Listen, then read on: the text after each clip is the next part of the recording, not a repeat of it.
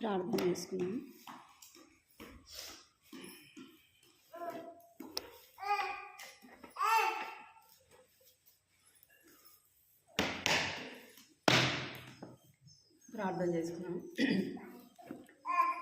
కృపా ప్రేమగల తండ్రి, జంగల దేవాన్ని బంగారు పాదాలు కొందనాలు స్తోత్రాలు చెల్లిస్తూ వస్తుంటున్నాం తండ్రి. దేవాయంత వరకు కూడా పాటల ద్వారా మిమ్మల్ని స్తుతించి గణపరచడానికి ప్రభా మీరు సహాయపడుతూ వచ్చారు. దేవా మీకు ఎంతో వందనాలు స్తోత్రాలు చెల్లించుకుంటూ వస్తుంటున్నాం ప్రభా. ఉదయకాల సమయంలో నానా 5 నిమిషాల కోడికలో ప్రభా మీరు జ్ఞాపకం చేసుకుంటున్నామని ప్రార్థిస్తూ వస్తుంటున్నాను తండ్రి. నీ యొక్క పరిశుద్ధ లేఖనాల ద్వారా మీరు మాట్లాడాలి ప్రభా, సహాయించండి. మీరు మాట్లాడుచున్నప్పుడు ప్రభా వినటానికి తండ్రి దేవ గ్రహించినట్లుగా ప్రభా నా తండ్రి దేవ నాన్న మీరే సహాయం చేస్తున్నామని ప్రార్థిస్తూ వస్తున్నాను తండ్రి. వినే చెవులు, గ్రహించే మనసు ప్రభా మీరు దయచండి ప్రభా, కృప చూపించండి. ఆత్మ చెప్పు సంగతులు చెవిగలవాడు వినుడుగా కానీ సెలవిచ్చినారు. ఆత్మ ద్వారా ప్రభా మీరు మాట్లాడుతున్నప్పుడు నాన్న మేము ఆత్మీయ చెవులు కలిగి గ్రహించడానికి దేవా కృప చూపించండి. నీ పరిశుద్ధ లేఖనాల ద్వారా మీరే మాట్లాడుదురమ్మని ప్రార్థిస్తూ వస్తున్నాను తండ్రి. వచ్చిన బిడ్డలు బట్టి నాకు చెల్లిస్తున్నాం. ఇంకా నువ్వు ప్రభా రావాల్సిన వారిని త్వరపెట్టి తీసుకురండి తండ్రి. దేవా 5 నిమిషాల కొడుకుని తెలిసి ప్రభా ఎవరైతే నిర్లక్ష్యంగా ఉంటున్నారో మీరు జ్ఞాపకం చేసుకోండి, సహాయించి ఈ సమయాన్ని ప్రభా మీ చేతులకు అప్పగిస్తున్నాం. చిన్న బిడ్డలు కూడా ప్రభా మీ స్వాధీనం ఉంచుకోండి. వారు కూడా ప్రభా అల్లరి చేయకుండా మీ అందు భయము భక్తి కలిగిన బిడ్డలుగా మీరు జ్ఞాపకం చేసుకోండి తండ్రి. వారిని మీ స్వాధీనం ఉంచుకోమని, రావాల్సిన వారిని నడిపించమని, ఈ సమయం ఎంతో ఆశీర్వాదకరంగా దీవెనకరంగా వచ్చి ప్రభా కృప చూపి నిలబడుతూ నేను కూడా బలహీనరాలు తండ్రి. మీరు నన్ను బలపరచండి ప్రభా. యేసు నా యొక్క సొంత మాటలు ఏది కూడా నా నోట రాకుండా సహాయించి ఈ వాక్యం ద్వారా మాట్లాడమని, మాకు అవసరమైనవి మీరు అనుగ్రహిస్తురమ్మని కొందనాలు చెల్లిస్తూ యేసు నామములో ప్రార్థించి వేడుకుంటున్నాను తండ్రి, ఆమేన్.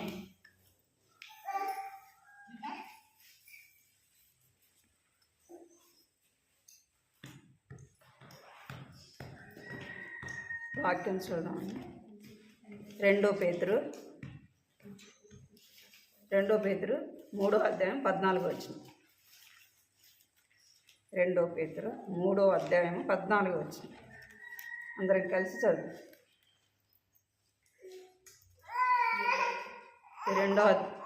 3వ అధ్యాయం 14 వచనం. 2 పేతురు 3వ అధ్యాయము 14 వచనం.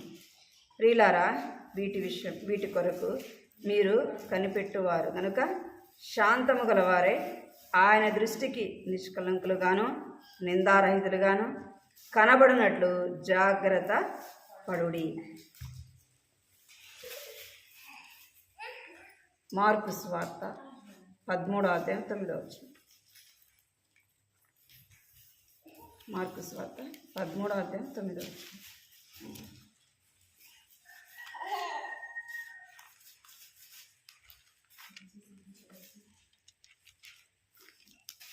తీసిన వాళ్ళు కలిసి చదువు.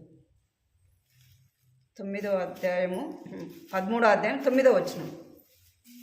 మిమ్మల్ని గూర్చి మీరు జాగ్రత్త పడుడి. వారు ఏం చేయాలంట? ఇక్కడేమో 2 పేతురు 3వ అధ్యాయం 14 వచనంలో ఏమని రాయబడిందంటే, శాంతము గలవారై ఆయన దృష్టికి నిష్కలంకులుగాను నిందారహితులుగాను కనబడినట్లు జాగ్రత్త పడుడి అని చెప్తున్నాడు. ఇక్కడ 2 చోట్ల కూడా ఒక మాట రాయబడింది. ఏం చేయాలంట? జాగ్రత్త. బెన్సీ నువ్వు సైలెంట్గా కూర్చోవాలి. సరే మమ్మీ దగ్గర సైలెంట్గా కూర్చోవాలి. తిరగదు సరే. ఇక్కడ ఏం చెప్పబడిందంటే, మిమ్మల్ని గూర్చి మీరే జాగ్రత్త పడుడి. అంటే ఎవరి గురించో చెప్పబడలేదు మాట అక్కడ. ఎవరి గురించి అంట? మిమ్మల్ని గురించి. అంటే వ్యక్తిగతంగా ఎవరు వాళ్ళని ఏం చేయాలంట? జాగ్రత్త పడాలి. ఎందుకు జాగ్రత్త? మనం పదే ఆ మాటను వాడుతూ ఉంటాం. రోజుకి ఎన్నిసార్లు వాడుతాం కదా? ప్రతి తిన్నదానికి కూడా ఏమంటాం? జాగ్రత్త. ఎందుకంటే జాగ్రత్త అనేది ఎంతో అవసరం. వ్యక్తిగతంగా, కుటుంబముగా, పిల్లల విషయంలో అన్నిట్లో కూడా ఏది అవసరమో జాగ్రత్త అనేది అవసరం. నిర్లక్ష్యంగా ఉండకూడదు. అందుకే మత్తయి సువార్త 25వ అధ్యాయంలో 10 మంది కన్యకలు వచ్చినారు. చెప్తాను, 10 మంది కన్యకలు వచ్చినారు. మరి 10 మంది దేవుణ్ణి నమ్మిన వాళ్ళే కదా. అంటే 5 మంది ఎట్లా ఉన్నారు? జాగ్రత్తగా ఉన్నారు. ఎప్పుడు వస్తాడో, ఏ సమయాన్ని వస్తాడో, ఏ క్షణాన్ని వస్తాడని వారు ఏం చేస్తూ వచ్చినారంటే ఎదురు చూస్తూ వచ్చినారు. ఇంకా మిగిలిన 5 మంది నిర్లక్ష్యం. అంటే ఆయన వస్తాడులే కదా, ఆ వచ్చినప్పుడు పోవచ్చులే. మనం కూడా కొన్నిసార్లు ఏం చేస్తామంటే ఏదైనా పని చేయాలనుకున్నప్పుడు ఏం చేస్తాం, ఆ టైం ముందు చేద్దాంలే కదా. ఏమంటాం? ఇంట్లో పనైనా సరే ఏం చేస్తాం, అది చేయాల్సినప్పుడు చేయము కదా. చేద్దాం, కొద్దిసేపు ఉండి చేద్దాం, కొద్దిసేపు ఉండి మనం చేద్దాం అని అనుకునే సమయానికి అప్పుడు వేరే పని వస్తుంది. ఎవరన్నా రావడము లేదా ఏదన్నా దానికంటే ప్రాముఖ్యమైన పని వస్తుంది, దానికంటే ముందు చేయాల్సిన పని వస్తుంది. అప్పుడు మనం ఎంత బాధపడతాం? అరే ఈ పని ముందే చేస్తే ఎంత బాగుండు కదా, ఇప్పుడు ఈ పని చేసేవాళ్ళం కదా అంటే నిర్లక్ష్యం అనేది ఒకవేళ ఈ లోకంలో నిర్లక్ష్యంగా బతకచ్చేమో కానీ దేవుని విషయంలో ఏముండకూడదు. నిర్లక్ష్యము అనేది అసలుకే ఉండకూడదు. ఒక విశ్వాసిగా, ఒక దేవుని బిడ్డకు ఏది ఉండకూడదు? నిర్లక్ష్యం అనే మాట ఉండకూడదు. అజాగ్రత్తగా అనేది ఎప్పుడు కూడా ఉండకూడదు. ఏం కలిగి ఉండాలంటే మనము ఎంతో జాగ్రత్త కలిగి ఉండాలా. జాగ్రత్త అనేది మనకు క్షేమం, మన కుటుంబానికి క్షేమం కదా. బిడ్డల విషయంలో కూడా ఎలా ఉండాలంట? జాగ్రత్త కలిగి ఉండాలి. అజాగ్రత్తగా ఉండకూడదు. చిన్నపిల్లలైనా సరే, మన పిల్లలు యవనస్తులైనా సరే, పిల్లల విషయంలో ఏం చేయాలి? మనము వదిలేయకూడదు. ఏం చేయకూడదు? వదిలేయకూడదు. వాళ్ళే ఆడుకుంటారులే, వాళ్ళే తెలుసుకుంటారులే, వాళ్ళే గ్రహిస్తారులే. ఏంది అట్లా అనుకుంటే జాగ్రత్త ఉన్నట్ట లేనట్ట? లేదు కదా. వాళ్ళే తెలుసుకుంటారు, వాళ్ళే పోతారు, వాళ్ళే వస్తారు అన్నది. ఆ నష్టం జరిగినప్పుడు నేనేం చేయాలా? ఏం చేస్తాం? అరే వాళ్ళని పంపించుకుంటే బాగుండు కదా, అవునా కదా. ఇది చేయకుండా మనం పిల్లల్ని చిన్నప్పుడు ఇలాగ వదిలిపెట్టుకుని ఉంటే బాగుండు కదా అని అప్పుడు బాధపడితే ప్రయోజనం. బుద్ధి లేని కన్యకలు కూడా ఏం చేసినారు? ఆయన వచ్చినాడు, జాగ్రత్తగా ఉన్న వాళ్ళని తీసుకొని పోయినాడు. తర్వాత ఏం చేస్తున్నారు? బాధపడుతున్నారు. నా జీవితంలో, ఆత్మీయ జీవితంలో జాగ్రత్త లేకుండా ఉన్నామనుకో ఎంతో ఏం చేయాలి? దుఃఖపడాల్సి వస్తుంది. ఇప్పుడు ఇక్కడ వాక్యం ఏం చెప్తుందంటే మిమ్మును గూర్చి మీరు జాగ్రత్తగా ఉండుడి. మన గురించి మనం ఏం కలిగి ఉండాలంటే జాగ్రత్త కలిగి ఉండాలా. ఒకవేళ గత సంవత్సరం అంతా కూడా ఎట్లా ఉంటే వచ్చినాం? మనము జాగ్రత్త లేకుండా ఉన్నామేమో, నిర్లక్ష్యంగా ఉంటూ వచ్చినామేమో. దేవుడు ఇప్పుడు చెప్తున్నాడు ఏంటంటే నువ్వు జాగ్రత్తగా ఉండు. వాళ్ళు రాలేదు కదా, వీళ్ళు రాలేదు కదా, వాళ్ళు చేయలేదు కదా, వీళ్ళు చేయలేదు కదా.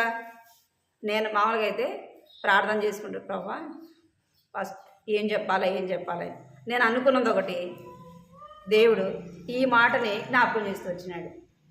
నేను వేరే అని మైండ్లో వాక్యానికి ఎప్పుడైనా సరే ముందు సిద్ధపడను, ఆలోచిస్తూ ఉంటా. అన్నాడు నువ్వు ముందే సిద్ధపడాలా, అప్పటికప్పుడు కాదంట.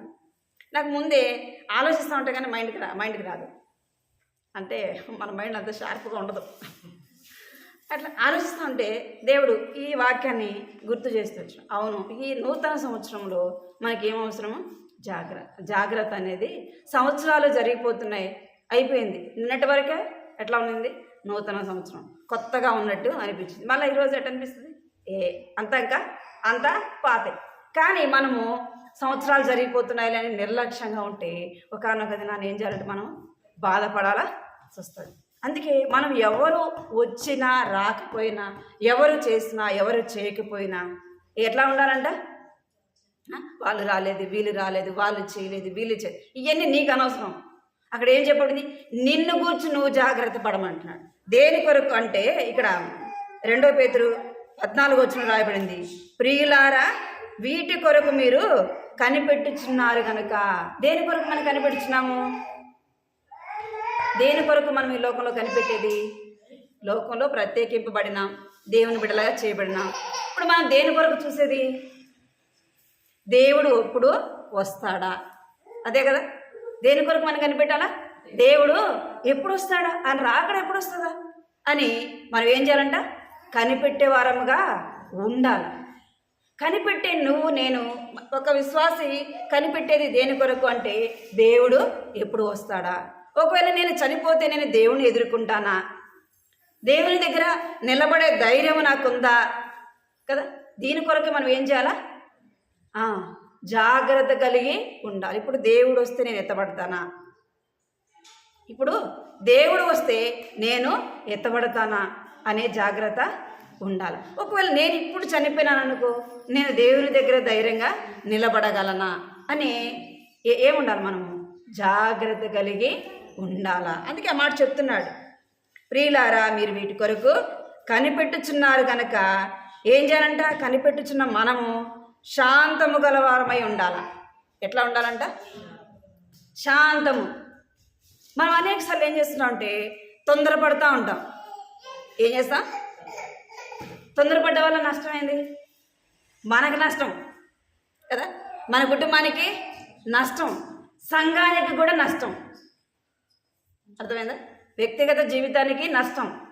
శాంతం అనేది లేకపోతే మన ద్వారా మనకు నెమ్మదిగా లేదనుకో, మనం నెమ్మదిగా ఉండగలమా.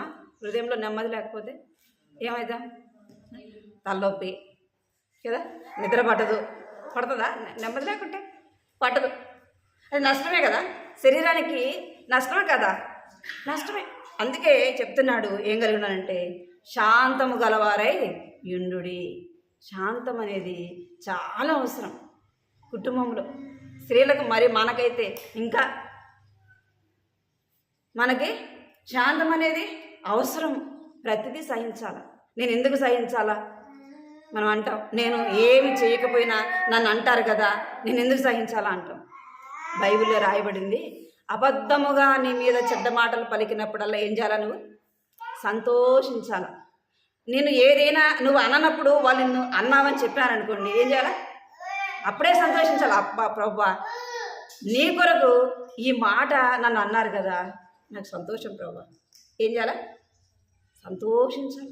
దాని విషయమే బాధపడకూడదు. ఎందుకంటే ప్రభువు నిమిత్తము, ఎవరి నిమిత్తము, దేవుని నిమిత్తము ఏం కలిగి ఉండాలి మనము.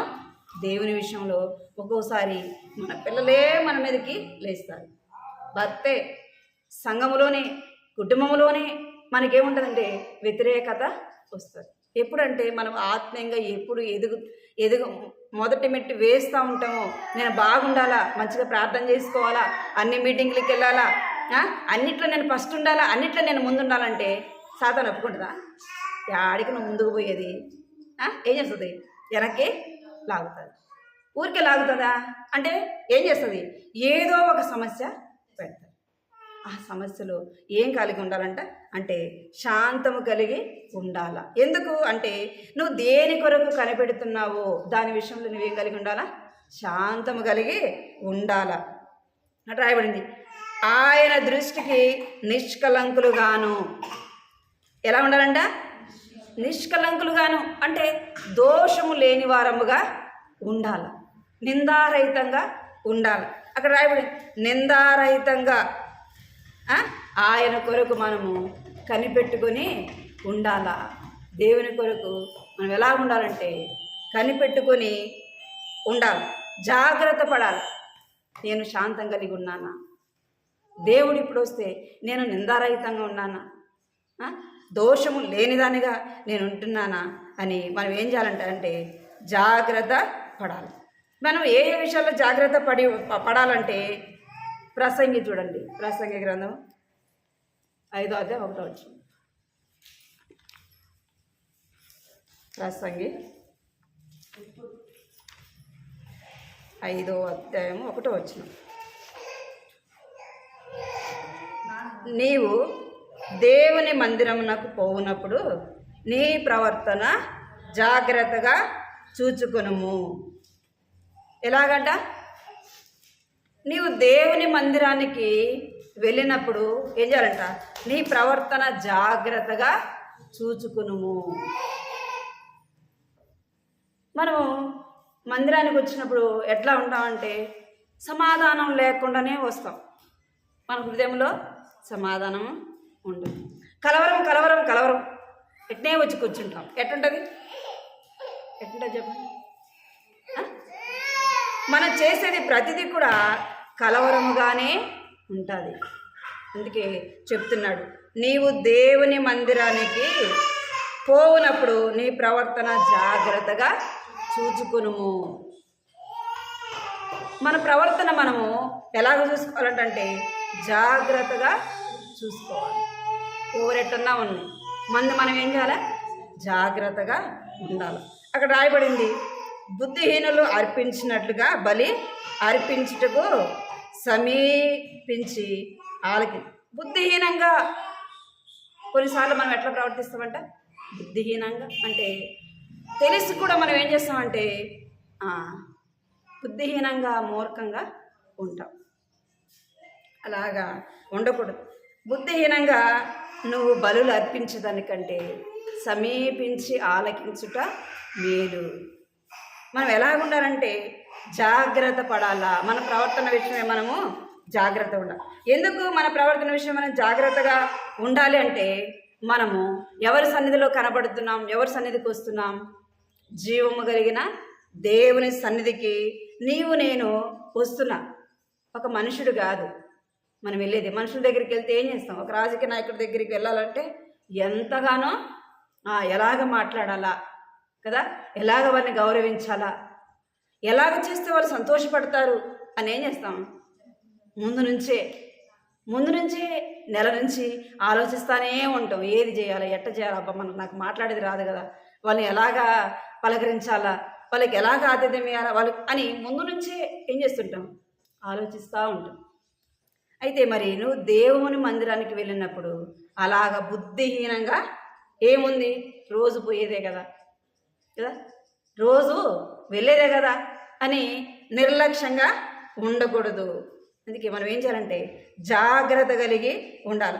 ఎందుకు జాగ్రత్త అంటే, దేవుని మందిరంలో ఏం వినాలి? మనము దేవుని మాట వినాలి. దేవుని మాట అని మన చెవులో పడంగానే ఏం రావాలి? మనకి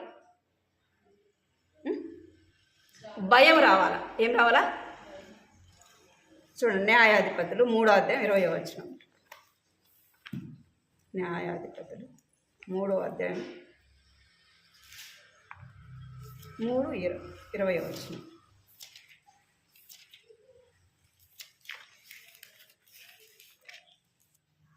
చదువు కదక్క. అతని దగ్గరకు వచ్చినప్పుడు అతడు ఒక్కడే చల్లని మేడ గదిలో కూర్చుని ఉండేది. ఏహూదు, నీతో నేను చెప్పవలసిన దేవుని మాట ఒకటి ఉన్నదని చెప్పగా అతడు తన పీఠం మీద నుండి లేచి ఏం చేస్తున్నాడంట? దేవుని మాట అనంగానే ఒక అధికారి ఏం చేస్తూ వచ్చినాడు? నిలబడుకున్నాడు. అంటే దేవుని మాటకు భయపడినాడు. దేవుని మాటకు ఏం చేసినాడు? గౌరవించినాడు. దేవుని మాట కదా ఇదే. చూడండి, మన మందిరంలో ఎప్పుడైనా రాజకీయ నాయకులు ఎవరైనా వచ్చి కూర్చున్నారనుకోండి, ఏం చేస్తారు? వాళ్ళు మనలాగా మోకరించరు, కానీ ఏం చేస్తారు? గౌరవిస్తారు. అవునా లేదా? ఏం చేస్తారంటే నిల్చొని ప్రార్థన చేస్తున్నప్పుడు ఏం చేస్తారు? సైలెంట్గా కళ్ళు మూసి. అంటే దేవుని మాటను ఏం చేస్తున్నట్టు? వాళ్ళు భయపడినట్లు ఏం చేస్తారు? దేవుని మాటను గౌరవించినట్టు. మనమైతే ఏం చేస్తాం? పోదాంలే, విందాంలే కదా, ఎప్పుడు వినేటే కదా, ఎప్పుడు చెప్పేటే కదా. ఏం లేదు మనలో, జాగ్రత్త లేదు. అందుకే చెప్తున్నాడు, నువ్వు దేవుని మందిరానికి వెళ్ళినప్పుడు జాగ్రత్త పడాలి. నేను పోయేది దేవుని మందిరానికి. దేవుడు నాతో ఏం మాట్లాడతాడు? దేవుడు నీకు ఏది అవసరమో నీ గురించి అక్కడ చెప్పే వ్యక్తికి తెలియకపోవచ్చు, కానీ ఏం చేస్తాడు? నీకు ఏది అవసరమో అదే మాట్లాడతాడు. గ్రహించారా? జతక గ్రహించారు కదా. అంటే మనం అనుకుంటా కొన్నిసార్లు మనం ఎంతో బాధలో ఉంటాం, నెమ్మది లేకుండా ఉంటాం. కానీ దేవుడు దేవుని బిడల ద్వారా ఏం చేస్తాడంటే, నీకు అవసరమైంది మనం 100 మంది కూర్చొని 1000 మంది కూర్చొని 1000 మందికి తగ్గ ఎవరికి ఏ మాట మాట్లాడాలో ఆ మాట ఏం చేస్తాడు? దేవుడు దేవుని బిడల ద్వారా మాట్లాడు. దేవుడు మనతో మాట్లాడాలంటే మనం ఏం చేయాలంటే జాగ్రత్త పడాలి.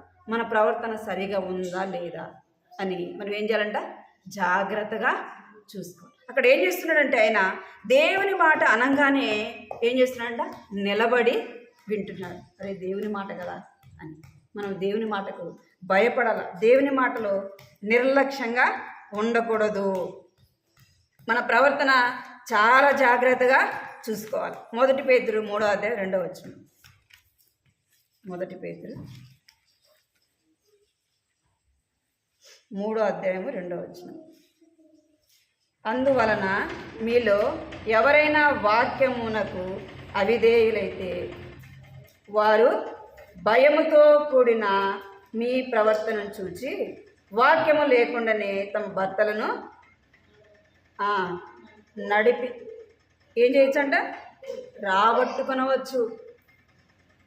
అంటే మనము ఒకవేళ మనం రక్షింపబడినా మన కుటుంబంలో మన బిడ్డలే రక్షింపబడలేదు, భర్తే రక్షింపబడలేదు, లేదా తల్లిదండ్రులు రక్షింపబడలేదు, వారిని ఎలాగ రాబట్టుకోవచ్చు అంటే మనము అంటే మన ప్రవర్తన ఎలాగుండాలా సరైనదిగా ఉండాలి. మన ప్రవర్తన దేవుని సన్నిధిలో జాగ్రత్తగా చూసుకోవాలి.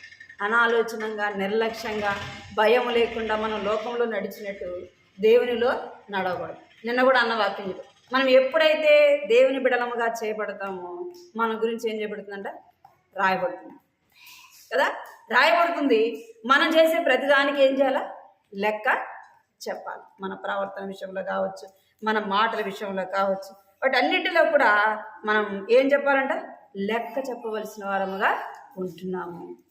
మన దేవుని ఎదుట ధైర్యంగా ఉండాలి అంటే ఏం చేయాలంటే మన ప్రవర్తన జాగ్రత్తగా చూసుకోవాలి. 1 కొరింథీ 11వ అధ్యాయం 18వ వచనం. 1 కొరింథీ 11:18.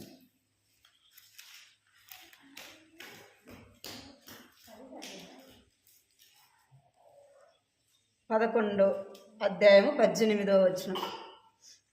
మొదట సంగతి ఏమనగా మీరు సంఘమునందు కూడినప్పుడు మీలో కక్షలు కలవని వినుచున్నాను, కొంత మట్టుకు ఇది నిజమని నమ్ముచున్నాను.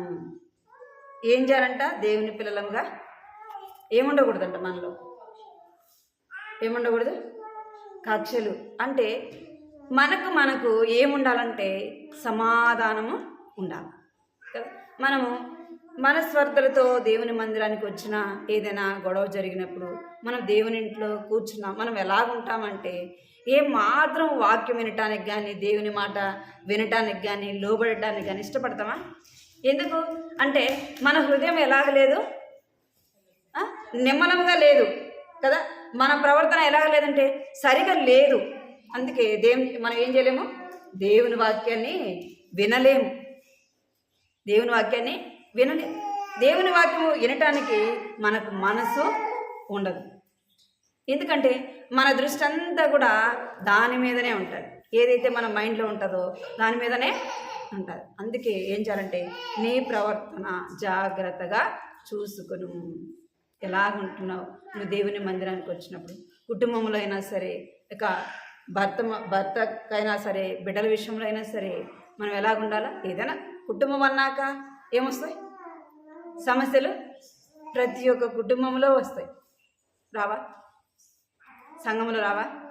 సంఘంలో కూడా మన కుటుంబంలో ఎంతమంది ఉంటాం? 4, లేదంటే 5-6 మంది ఉంటాం. మరి 5-6 మంది మధ్యనే సమాధానం లేనప్పుడు సంఘంలో ఎట్లుంటుంది? 100 మంది వస్తారు కదా.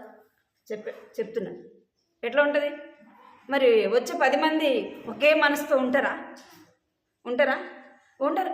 ఎందుకంటే ఒక్కొక్క మనిషి ఒక్కొక్క విధంగా ఉంటారు. అట్లాంటప్పుడు ఏముంటాయి? ఏదో ఒక సమస్య అనేది వస్తుంది. అందుకే చెప్తున్నాడు కక్షలు లేకుండా ఉండాలి. ఎలా ఉండాలంటే మనము అంటే ఏదైనా జరిగింది మనం ఏం చేయాలంటే అప్పుడే వదిలేసేయాలి దాన్ని, అప్పుడే ఏం చేయాలి. అందుకే పిల్లలు చూడండి, వాళ్ళకి ఇప్పుడు కొట్టుకున్నారనుకో బయటికి వెళ్ళగానే ఏం చేస్తారు? మళ్ళీ కూర్చొని మాట్లాడుకుంటారు. అంటే మన మనసు అలాగా నిమ్మలంగా ఉండాలా. అందుకే ప్రతి విషయంలో మనం ఏం చేయాలంటే జాగ్రత్త పడాలా. నేను ఎట్లా ఉన్నాను, నా ప్రవర్తన ఎలా ఉంది, నా మాటలు ఎలా ఉంటాయి, నేను ఎలాగున్నాను, పాతవి విడిచిపెట్టాలి. ఏం చేయాలా? పాతవి విడిచిపెట్టాలి. నూతన సంవత్సరంలో మనం ఎలా ఉండాలంటే నూతనముగా దేవుని కొరకు జీవించాలా. 1 పేతురు 4:18. 1 పేతురు 4:18.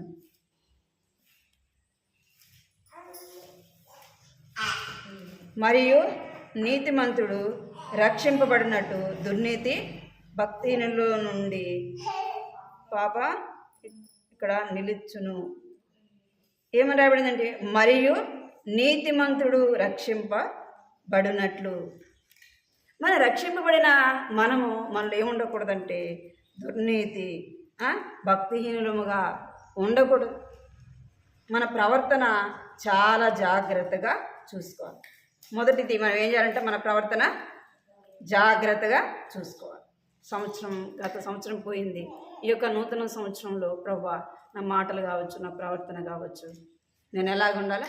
నీ కొరకు ఎంతో భయము కలిగి బ్రతకడానికి, నీ సన్నిధిలో నీ మాట వినే మనసు, నీ వాక్యానికి లోబడే మనసు నాకు అనుగ్రహించు ప్రభువా. నా మటుకు నేను, ఎవరి గురించి కాదు, నీ మటుకు నువ్వేం చేయాలంట? జాగ్రత్త పడాలి. దేవుని మందిరానికి వెళ్ళేటప్పుడు మనము ఎంతో జాగ్రత్త కలిగి ఉండాలి. మన దేవుని మందిరానికి రావాలన్నప్పుడు ముందు నుంచే మనం సిద్ధపాటు కలిగి ఉండాలి. ప్రభా, ఇప్పుడు నేను మందిరానికి వెళ్తున్నా, నీ వాక్యం ద్వారా నాతో మాట్లాడు, నీ పాటల ద్వారా నాతో మాట్లాడు. దేవుడు ఏం చేస్తాడంటే పాటల ద్వారా దేవుడు మాట్లాడతాడు, వాక్యం ద్వారా కూడా దేవుడు మాట్లాడు. ఈ యొక్క నూతన సంవత్సరంలో నేను మొదటి దానిగా ఉండటానికి నాకు సహాయము చెప్పి మనం ఏం చేస్తున్నామంటే సగం అయిపోయినాక వస్తాం. అప్పుడు బాధపడతాం, అరే పాటలన్నీ అయిపోయినాయి కదా, వాక్యం అంతా అయిపోయినాయి, ప్రయోజనమా? ఇప్పుడు బాధపడితే ఏమన్నా ప్రయోజనమా? ప్రయోజనము ఉండదు. అందుకే ఏం చేయాలంట? ముందే ఏం కలిగి ఉండాలా? జాగ్రత్త పడి సిద్ధపడాలా. అరే 10 గంటలకు మీటింగ్ అంటే ఏం చేయాలి?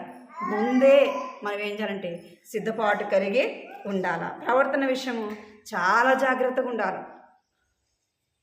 రెండోదిగా మనము ఏ విషయంలో జాగ్రత్తగా ఉండాలంటే ద్వితీయోపదేశకాండము 11:22. రెండోది 11:22 చదవండి.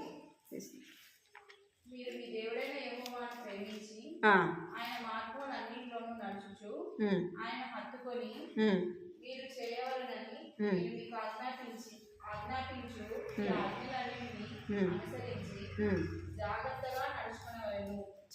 ఏమంట? రెండోది దేవుని విషయంలో జాగ్రత్తగా ఉండాలంట. అంటే దేవుని ప్రేమించే విషయంలో ఏముండాలా? జాగ్రత్తగా ఉండాలి. మొదటి ప్రవర్తన జాగ్రత్తగా చూసుకోవాలా. రెండోది దేవుని ప్రేమించే విషయంలో జాగ్రత్త కలిగి ఉండాలి.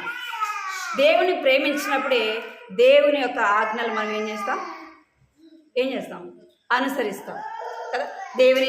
దేవుని ప్రేమించినప్పుడు దేవుని మాట వింటాం కదా. దేవుని వాక్యానుసారంగా నడుచుకుంటాం. దేవుణ్ణే ప్రేమించినప్పుడు దేవుని మాట వింటామా? దేవుడు ఆజ్ఞాపించిన ఆజ్ఞలు అనుసరిస్తామా? అందుకే చెప్తున్నాడు, ఈ యొక్క నూతన సంవత్సరంలో ఏం చేయాలంటే మనము దేవుని ప్రేమించే విషయంలో జాగ్రత్త పడాలి. సరైన విధానంలో నేను ప్రేమిస్తున్నానా? నా కుటుంబానికంటే, నా బిడ్డల కంటే నేను దేవుని ఎక్కువగా ప్రేమిస్తున్నానా? ఏం చేయాలంటే మనము జాగ్రత్త పడాలి. ఇంకా అంటున్నాడు, ఆయన ఆజ్ఞలు అనుసరించే విషయంలో జాగ్రత్త పడాలి. ఎలాగంట? ఆయన ఆజ్ఞలు అనుసరించే విషయంలో మనము జాగ్రత్త పడాలి. ప్రేమించే విషయంలో నీవు నేను ఎట్లా ఉన్నామంట? తప్పిపోయిన వారముగా ఉంటున్నాం. ప్రేమిస్తున్నామా దేవుణ్ణి? దేవుని ప్రేమించిన వారమైతే సరైన సమయానికి ఎందుకు రాము కదా. దేవుని ప్రేమించిన వారమైతే ఆయన మాట మనం ఎందుకు వినము కదా. దేవుని ప్రేమించిన వారమైతే సమయానికి వస్తాం. ఆయన ఏది చెప్పినాడో అది చేయడానికి ఏం చేస్తాం? మనము ఇష్టపడతాం. కనుక ఒకవేళ గత సంవత్సరంలో మనం ఏం చేయలేకపోయినా ఆయన ప్రేమించే విషయంలో అజాగ్రత్తగా ఉన్నామేమో.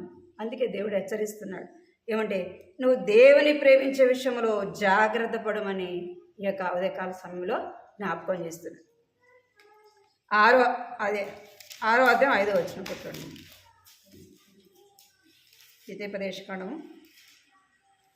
నీ పూర్ణ హృదయముతో, నీ పూర్ణ ఆత్మతో, నీ పూర్ణ శక్తితో నీ దేవుడైన యెహోవాను ప్రేమించు. ఎట్లా ప్రేమించాలంట? నోటి మాటతోనా? నోటి మాటతో కాదు. ఏం చెప్తున్నాడు అంటే నీ పూర్ణ హృదయముతో, హృదయపూర్వకంగా ఏం చేయాలంట? నీ పూర్ణ హృదయముతోను ఆత్మతోను నీ యొక్క పూర్ణ శక్తితో, అంటే ఆయనను అంతగా ప్రేమించాలి. హృదయపూర్వకంగా దేవుణ్ణి మనము ప్రేమించాలి. మనలో ఊపిరి ఉన్నంత వరకు ఏం చేయాలి? ఆయన్ని రక్షింపబడిన దినాల్లో ఎంతో ఆసక్తి ఉంటుంది, ఎంతగానో ప్రేమిస్తాం. రాను ఏమైపోతుంది? ఆ ప్రేమ తగ్గిపోతుంది. ఈ లోక సంబంధమైన ప్రేమ కాదు ఇది కదా. ఒకప్పుడు ఒకలాగా లోక సంబంధమైన ప్రేమ అట్లనే ఉంటుంది. కుటుంబంలో పిల్లల మధ్య కావచ్చు, భార్య భర్తల మధ్య కావచ్చు, బంధువులు రక్త సంబంధుల మధ్య కావచ్చు, అట్లానే ఉంటుంది కదా. ఫస్ట్ ప్రేమించినంతగా ఏం చేయరు, అంతగా ప్రేమించరు. దేవుని వాక్యం అయితే ఏం చెప్తుందంటే దేవుణ్ణి మనం ఎలాగ ప్రేమించాలంటే హృదయపూర్వకంగా ప్రేమించాలా. పూర్ణ ఆత్మతో పూర్ణ శక్తితో మనము ఆయనను ప్రేమించే విషయంలో జాగ్రత్త కలిగి ఉండాలా. అదేవిధంగా 4వ అధ్యాయం 19వ వచనంలో కూడా ఆ మాట రాయబడింది. 4వ అధ్యాయం 19వ వచనం.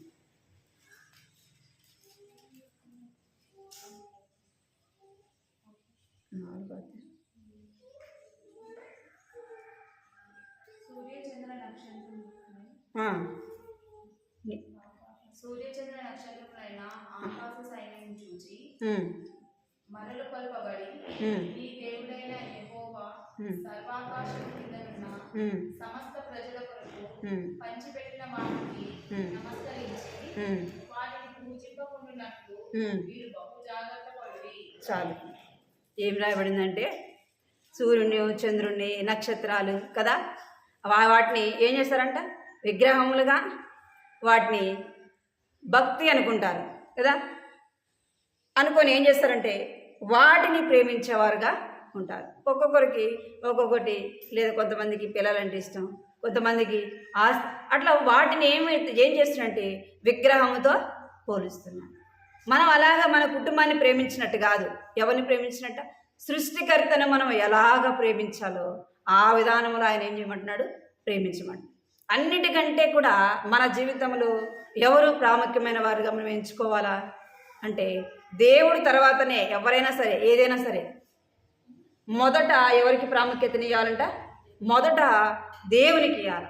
మొదటి స్థానము దేవునికి ఇవ్వాలి.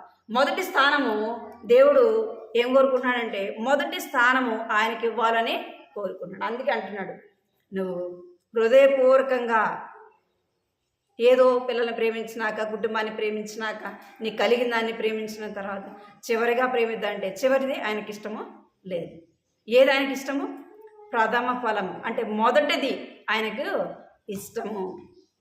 మొదట నువ్వు ఏం చేయాలంటే ఆయనను ఏం చేయాలంట? నువ్వు ప్రేమించాలా. నేను మొదట దేవుని ప్రేమించాలా. దేవుని తర్వాతనే ఏదైనా. అందుకే అంటున్నాడు, నువ్వు జాగ్రత్త పడు. మొదట నువ్వు నన్ను ప్రేమిస్తున్నావా? నీ కుటుంబాన్ని ప్రేమిస్తున్నావా? నీకు కలిగిందని నువ్వు ప్రేమిస్తున్నావా? నువ్వు ఏం చేయాలంట? జాగ్రత్త పడమని. మనము దేని ఎక్కువగా ప్రేమిస్తున్నాము? జాగ్రత్త పడాలి, మనం చూసుకోవాలి. దేవుని యొక్క మనం ఏం చేయాలంటే దేవుని ప్రేమించే విషయంలో మనము జాగ్రత్త పడాలా. ద్వితీయోపదేశకాండం 13వ అధ్యాయం 3వ వచనం.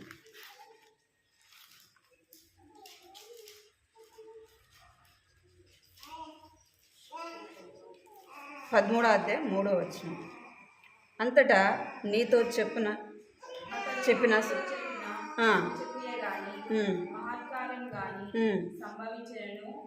ఆ ప్రవక్త మాటలను, కలలు కలమాని మాటలను వినకూడదు. ఉమ్, ఏలయనగా ఉమ్, మీరు మీ దేవుడైన యెహోవాను ఉమ్, మీ పూర్ణ హృదయంతోనూ ఉమ్, మీ పూర్ణ ఆత్మతోనూ ఉమ్, ప్రేమించుచున్నారో లేదో ఉమ్, తెలుసుకొనుటకు ఉమ్, మీ దేవుడైన యెహోవా ఉమ్. మిమ్మల్ని పరీక్షించుచున్నారు. చాలు. ఏమంటున్నా అంటే మనం ఏం చేయాలంట, మనము ఎవరు చెప్తే వాళ్ళ మాట వింటాం కదా. అక్కడికి రండి అద్భుతాలు చేస్తాం కదా, అక్కడ రండి అది జరుగుతుంది ఇది జరుగుతుంది అంటే ఎవరికి ప్రాముఖ్యత ఇస్తున్నాం మనము?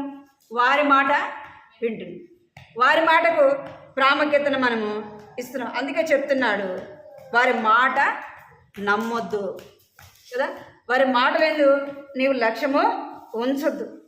మీరు మీ దేవుడైన యెహోవాను మీ పూర్ణ హృదయంతో మీ పూర్ణ ఆత్మతో ప్రేమించుచున్నారో లేదో తెలుసుకున్నట్టు మీ దేవుడైన యెహోవా మిమ్మల్ని పరీక్షించుచున్నాడు. దేవుడు ఏం చేస్తాడంట? పరీక్షిస్తాడు. మనం చెప్పచ్చు కొన్నిసార్లు, ప్రభువా నేను నిన్నే ఎక్కువగా ప్రేమిస్తా ప్రభువా, నా కుటుంబాన్ని కాదు అంటే మన హృదయం ఎవరికి తెలుసు? దేవునికి తెలుసు. మనం బయటికి చెప్తాం, ఎవరికి తెలియదులే అనుకుంటాం, కానీ దేవుడు ఏం చేస్తాడు? మన హృదయాన్ని ఆయనకి తెలుసు. మనము కుటుంబాన్ని ప్రేమిస్తున్నామా, బిడ్డలను ప్రేమిస్తున్నామా, దేన్ని ఎక్కువగా ప్రేమిస్తున్నాము, దేనికి ఎక్కువ ప్రాముఖ్యతనిస్తున్నాము దేవునికి తెలుసు. అందుకే మనం ఏం చేయాలంట? ఆయన మనలను పరీక్షిస్తాడు. అందుకే ఏం చేయాలంట? మీరు జాగ్రత్త పడుడి. ఏం చేయాలంట? జాగ్రత్త పడాలంట, బహు జాగ్రత్త పడుడి. మనము జాగ్రత్త లేకుండా మనం అలాగే జీవిస్తే ఏమైపోతాం? నష్టపోతాం. అందుకే జాగ్రత్త కలిగి ఉండాలి. మొదటిది ప్రవర్తన విషయంలో జాగ్రత్త ఉండాలి, రెండోది ప్రేమించే విషయంలో జాగ్రత్తగా, మూడోది మాట వినే విషయంలో జాగ్రత్త ఉండాలి. దేని విషయంలో?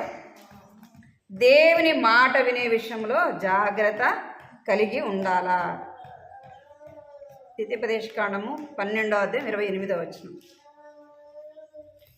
12వ అధ్యాయం 28వ వచనం.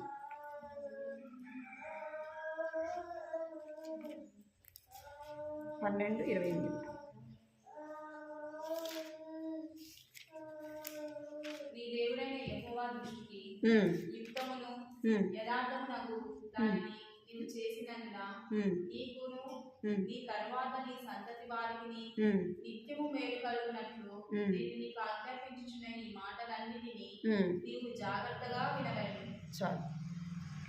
ఏం చేయాలంటే దేవుని మాట జాగ్రత్తగా వినాలి. ఈ నూతన సంవత్సరంలో మనం వాగ్దానాలు తీసుకున్నాం కదా. నూతన సంవత్సరంలో వాగ్దానాలు తీసుకున్నాం. వాగ్దానం నెరవేర్చబడాలంటే ఏం చేయాలి? ఇదే అధ్యాయంలో చూడండి, 28వ అధ్యాయం 1-2 వచనాలు. మన వాగ్దానాలు తీసుకున్నాం కదా. 28వ అధ్యాయం 1-2 వచనంలో, నీవు నీ దేవుడైన యెహోవా మాట శ్రద్ధగా విని నేడు నేను నీకు ఆజ్ఞాపించుచున్న ఆయన ఆజ్ఞలన్నిటినీ అనుసరించి నడుచుకొనిన ఎడల నీ దేవుడైన యెహోవా భూమి మీద ఉన్న సమస్త జనముల కంటే నిన్ను హెచ్చించును. నీవు నీ దేవుడైన యెహోవా మాట వినిన ఎడల ఈ దీవెనలు నీ మీదకి వచ్చి నీకు ప్రాప్తించును. అక్కడ చెప్తున్నాడు, మనం దేవుని యొక్క వాగ్దానము మన పట్ల నెరవేరాలంటే ఏం చేయాలంట? మనం ఇచ్చిన మాటే చూస్తాం కదా. మనకి ఏ కార్డు అయితే ఇవ్వబడిందో, ఆడ ఏ మాట అయితే రాయబడిందో దాన్నే చూస్తాం. ఏం చేయాలి? వాగ్దానం తీసుకుంటే ఆ అధ్యాయం అంతా చదవాలి. అధ్యాయం అంతలో ఏముంది అని మనం ఏం చేయాలంట? గ్రహించాలి. ప్రభువా నాకు ఈ వాగ్దానం ఇచ్చినావు కదా అని ఆ వాగ్దానం తీసుకొని ఆ అధ్యాయం అంతా చదివితే నువ్వు ఆయనకు ఆ సంవత్సరము ఏం చేయాలా, నువ్వు ఏం చేస్తే ఆ వాగ్దానం నీ పట్ల నెరవేరుతుందో తెలియబడుతుంది కదా. అందుకే ఏం చెప్పినట్టే జాగ్రత్తగా ఏం చేయాలంట? ఆయన మాట జాగ్రత్తగా వినాలా, రెండోది శ్రద్ధగా వినాలి. ఒకటి జాగ్రత్త, రెండోది శ్రద్ధ. అప్పుడే ఏం చేస్తాడంటే దేవుడు నీకు ఇచ్చిన వాగ్దానాన్ని, నాకు ఇచ్చిన వాగ్దానాన్ని మన పట్ల ఏం చేస్తాడు? నెరవేరుస్తాడు. ఆయన ఆజ్ఞలను, ఆయన మాటను మనం ఏం చేయాలంటే, ఆయన కట్టడలను, ఆయన ధర్మశాస్త్రాన్ని మనం ఏం చేయాలంట? అనుసరించి నడుచుకోవాలి. అందుకే యెహోవా ధర్మశాస్త్రమును దివారాత్రములు ధ్యానించువాడు ధన్యుడు. ఎప్పుడు మనం వాగ్దానాన్ని స్వతంత్రించుకుంటామంటే దేవుని మాట జాగ్రత్తగా శ్రద్ధగా ఆయన మాట విని ఆ యొక్క మాట ప్రకారము నడుచుకుంటాము. ఏం చేయబడతాం మనం? దీవెన, ఆశీర్వాదం. మనం ఆయన మాట వినకుండా ఆయన చెప్పింది చేయకుండా మనం నిర్లక్ష్యంగా జీవిస్తే ఆ వాగ్దానం మన పట్ల నెరవేరుతుందా? అది కష్టమైనా కావచ్చు, ఆశీర్వాదమైనా కావచ్చు, ఏదైనా సరే ఏం చేయాలంట? ఆయన మాట మనము శ్రద్ధగా వినేవారముగా ఉండాలా. మాట వినకపోతే నష్టం కదా. మనము దేవుని వాక్యాన్ని, దేవుడు వాగ్దానం ఇచ్చినాడు, ఆ వాగ్దానం ప్రకారం మనం నడుచుకోకపోతే వాగ్దానం నెరవేరుస్తుందా? వాగ్దానం నెరవేరబడుతుందా? అదే దేవుడు చెప్తాడు, నేను బహుగా ఆశీర్వదిస్తా అంటాడు అనుకోండి వాగ్దానం. మరి నువ్వు మాట వినకుండా, ఆయన చెప్పింది చేయకుండా, ఆయన మందిరానికి సరైన సమయానికి రాకుండా, ఆయన ప్రేమించకుండా, నీ ప్రవర్తన సరిగా లేకుండా ఉంటే దేవుడు ఆశీర్వదిస్తాడా? ఆశీర్వదించు. ఆ వాగ్దానం బైబిల్లో అట్నే ఉంటుంది. దాని నెరవేర్పు నీవు నేను ఏం చేయలేము, చూడలేము. దేవుని వాగ్దానం మన పట్ల నెరవేరాలంటే ఆయన మాట మనము జాగ్రత్తగా వినాలా. జాగ్రత్తగా వినకపోతే నీకు నాకు నష్టము. దేవుడు ఎలాగ మాట్లాడతాడు? వాక్యం ద్వారా మాట్లాడతాడు. హెబ్రీ రాసిన పత్రిక 1వ అధ్యాయం 1వ వచనం. పూర్వమందు నానా సమయాల్లో నానా విధములుగా ప్రవక్తల ద్వారా మన పితరులతో మాట్లాడిన దేవుడు ఈ దినములలో అంతమందు కుమారుని ద్వారా మనతో మాట్లాడును. ఎట్లా మాట్లాడుతున్నాడంట? పూర్వమందు ప్రవక్తలతో ఏం మాట్లాడుతూ వచ్చినంటే స్వప్నాల ద్వారా మాట్లాడుతూ వచ్చినాడు, ప్రవక్తల ద్వారా మాట్లాడుతూ వచ్చినాడు. కొంతమందికి దర్శనాల ద్వారా దేవుడు ఏం చేస్తూ వచ్చినాడు? మాట్లాడుతూ వచ్చినాడు. ఎందుకంటే అప్పుడు పూర్తిగా దేవుని వాక్యం ఉందా అంటే లేదు. దేవుని వాక్యం అప్పుడు లేదు. ఇప్పుడు దేవుడు మనతో ఎట్లా మాట్లాడుతున్నాడంటే దేవుని వాక్యం ద్వారా మాట్లాడుతున్నాడు. దేవుని వాక్యాన్ని అందరికీ అన్ని విధాలుగా ఏం చేయబడింది? అందుబాటులో ఉంది కదా. మన ఇంట్లో ఎన్ని బైబిళ్ళు ఉంటాయి? చాలా ఉంటాయి. కనీసం 1-2 అయినా ఉంటాయి కదా. మరి మనం వాక్యం చదవకుండా ఎన్ని బైబిళ్ళు ఇంట్లో పెట్టుకుంటే ఏం చేసుకోను? దేవుని మాట వాక్యం చదవకపోతే ఎన్ని బైబిల్ ఉంటే ఏం చేసుకోవటానికి? అది గూటికే పరిమితం కదా, ఒక కబోర్డుకే పరిమితం ఉంటుంది. ఆడ ఏదో మందిరానికి వచ్చినప్పుడు దులుపుకొని తీసుకొని వస్తాం అంతే కదా. దేవుని వాక్యాన్ని గూట్లో కాకుండా ఆడ ఉండాలి, మన హృదయంలో ఉండాలి. దేవుని మాటలు మన హృదయంలో ఉండాలి. మన హృదయంలో ఉండాలంటే ఏం చేయాలి? ఒకటి వినాలా, రెండోది చదివినప్పుడే కదా. మనకు చెప్పేవాళ్ళు రోజు ఉండరు కదా, రోజు ఉండరు కదా. అందుకే మనం ఏం చేయాలి? ప్రతిదినం బైబిల్ని చదవాలి. ప్రతిదినం మనం బైబిల్ చదువుతున్నామా?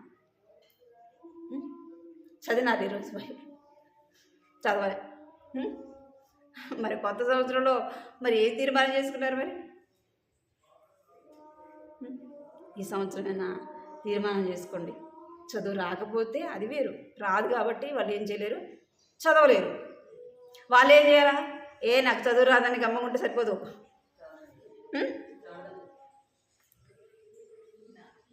ఏం చేయాలా? వినాలి. విన్నది గుర్తుపెట్టుకోవాలా. ఎందుకు?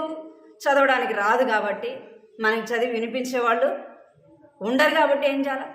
చదువుకున్న విన్నదే మనము గుర్తుపెట్టుకోవాలి. చదువు వచ్చిన వాళ్ళము గుర్తుపెట్టుకోవాలా. రెండోది వాక్యాన్ని కూడా చదవాలి. ప్రభా నాతో మాట్లాడు, ప్రభా నాతో మాట్లాడు, ఒక్క మాటైనా మాట్లాడు ప్రభా.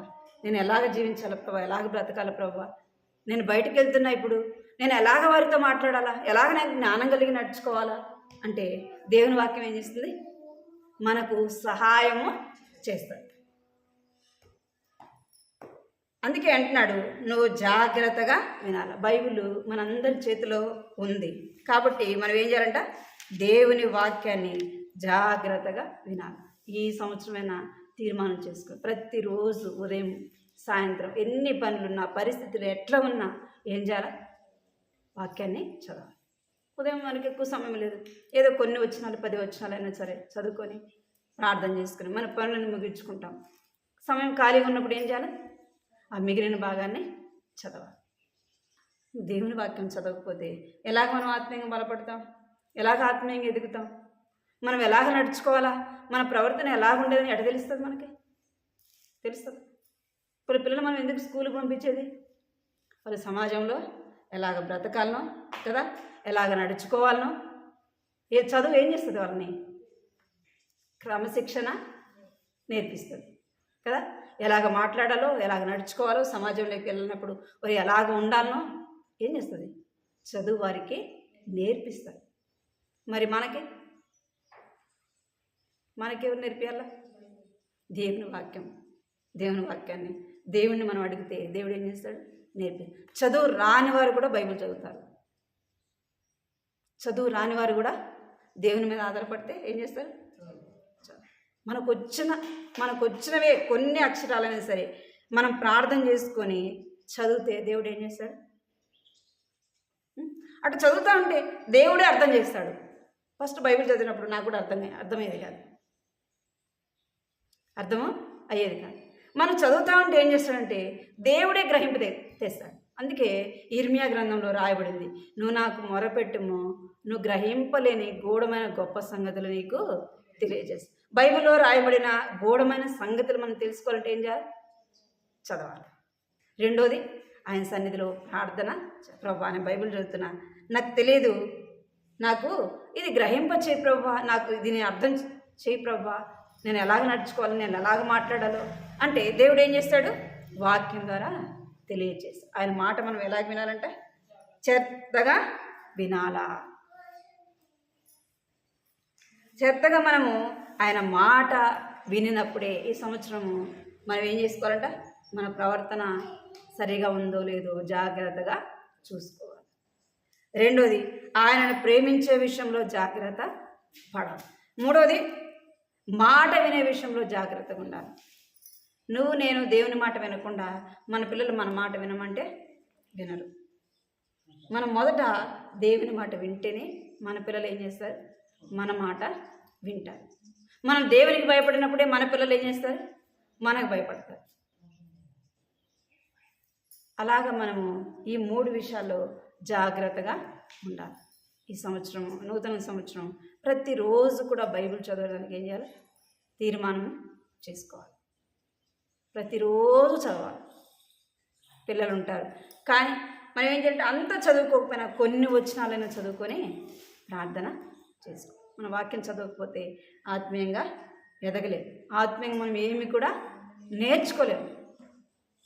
ఆత్మ చెప్పు సంగతులు చెవిగలవాడు ఏం చేస్తాడంటే వింటాడు. ఆత్మ మనతో ఏం చేస్తుంది?